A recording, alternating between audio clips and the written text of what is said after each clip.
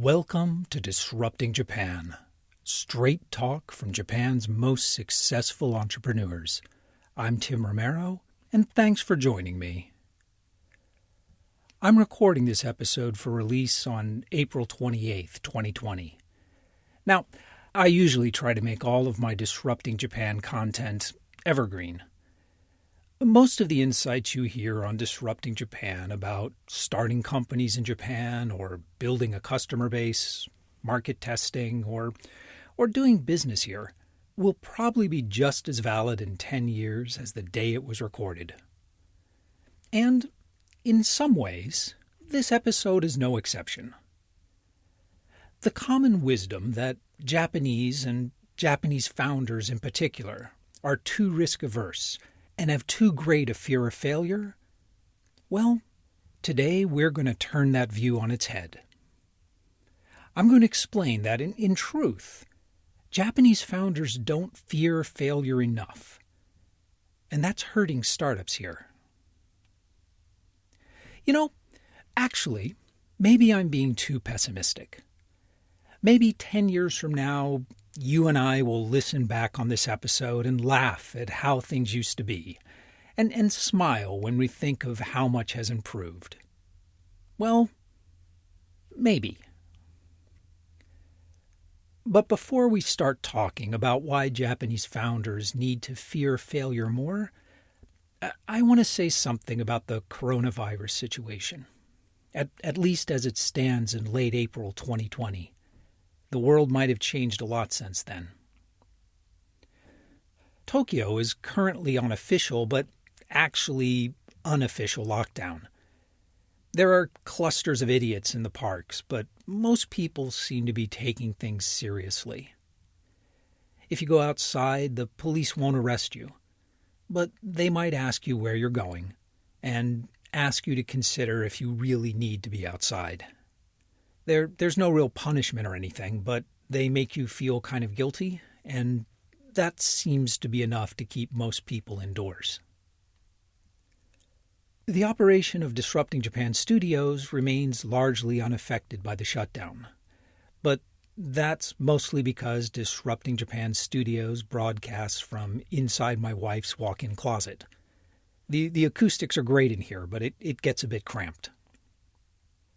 So for the past 6 weeks or so, I've been staying in the house with my wife Ami and my dog Mark. And Mark the dog has taught me perhaps the most important lesson about how to deal with the corona crisis and the lockdown. Mark the dog, he doesn't really have any idea what's going on. All he knows is that my wife and I are home all the time, and he's never alone. There's always someone to lean up against, or play with, or give him some attention. Mark the dog doesn't worry about what might happen tomorrow, and I don't think he really remembers what happened yesterday. But right now, at this particular moment, he knows he's with the people he loves, and who care about him. And for right now, that's pretty awesome. And believe me, Mark the dog is the happiest, most contented creature you could possibly imagine right now. So, day by day, right?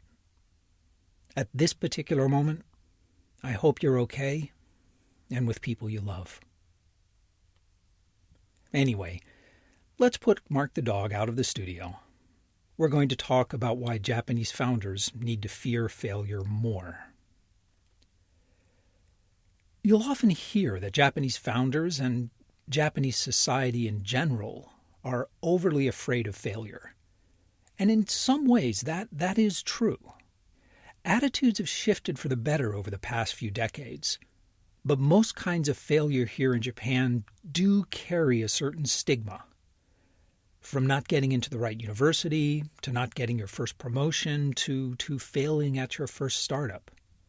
Far too often, failure is viewed as a kind of permanent condition, to be avoided at all costs. My very first job in Japan, and this was a long time ago, was at Fujitsu. And the section chief, Taniguchi Bucho, explained promotions and failure in corporate Japan to me this way. In both America and Japan, promotions are based on the point system. Whoever has the most points gets promoted. The big difference, however, is that in America, you start at 0 and points are awarded for your successes. But in Japan, you start at 0 and points are subtracted for your failures. In Japan, 0 is the highest possible score. So, in America, you succeed by succeeding, but in Japan, you succeed by not failing. Now, this caused me endless frustration early in my career. Like most startup founders, I'm an optimistic, proactive, get things done kind of person. But there I was, sitting in meeting after meeting, where everyone in the room would take turns eagerly, confidently pointing out the risks and potential problems with the plan, but no one offering a single constructive suggestion. I eventually figured out that this was simply how management worked in Japan. It is the junior staffer's job to do the research and come up with the plans, and management's job to de-risk those plans and to approve them. Unless a manager is among colleagues he really trusts, it would be foolish for him to suggest a new, innovative solution in an open meeting.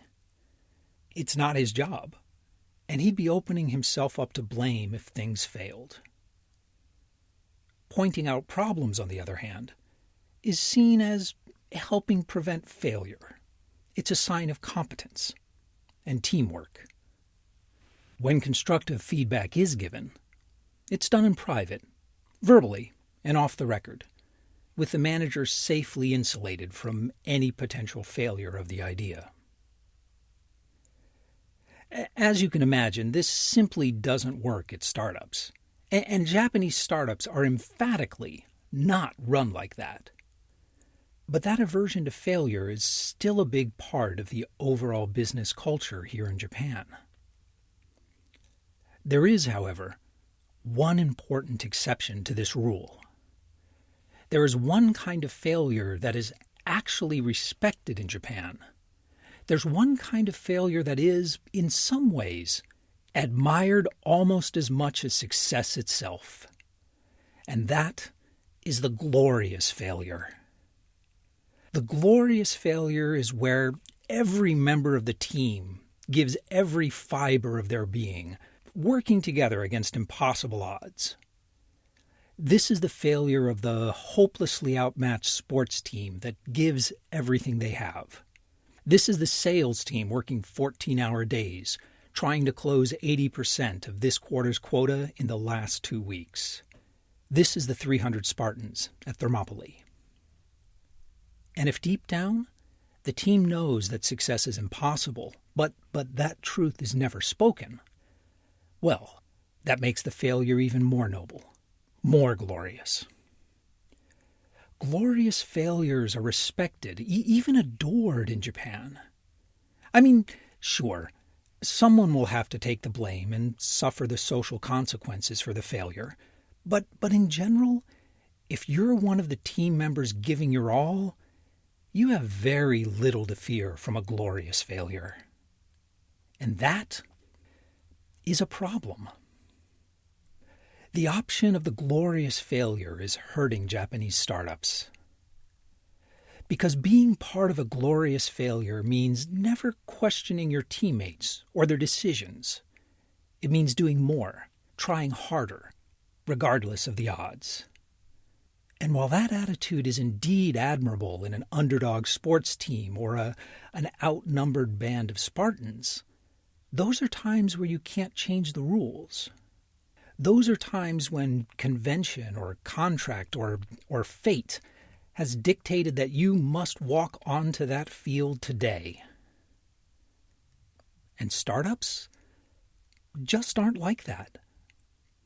At a startup, when the odds are hopelessly against you, you don't double down. You figure out how to change the rules. You do something new. You change your approach. You change your messaging. Maybe you pivot the whole company to a new product and set off in an entirely different direction. But before you do that, before you can even consider doing that, you need to accept that what you're doing now isn't working, that your current strategy is a failure, and not a glorious failure either, but a simple, ordinary failure. And that's hard. Over the last 7 years or so, Japanese startup founders as a whole have moved from being beginners to world-class operators. From ideation to pitching to productization to marketing, Japanese startup founders are some of the best in the world. But the pivot? That's still hard. Japanese startups are still too often avoiding the pivot and opting for the glorious failure. I mean, it's definitely getting better, and we'll talk about some possible solutions in a bit. But I've seen this dynamic play out at a number of startups, including some I've been pretty close to. When times are hard, the instinct is to pull together and to work harder. For a member of the team, even the founder, especially the founder, to stand up and say, we need to put aside our plans, our pride, and our priorities and try something new. Well, that very often feels like a dismissal, even a betrayal of all the hard work that everyone has done so far.